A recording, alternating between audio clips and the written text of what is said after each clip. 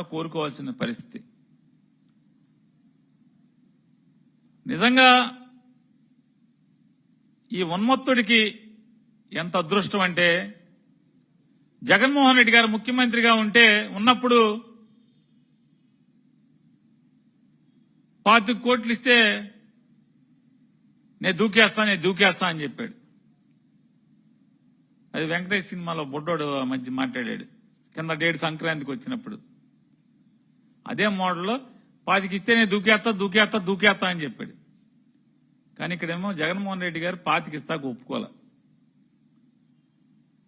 అతను అదృష్టం బాగుండి వాళ్ళు మంత్రి అయ్యావు. సరే అయ్యావు కదా, యోగ్యుడిగా ప్రవర్తించవయ్యా, యోగ్యుడిగా ప్రవర్తించు. నిజంగా జగన్ గారు 25 కోట్లు ఒప్పుకుని ఉంటే నా పక్కన ఉండేవాడు వాళ్ళ.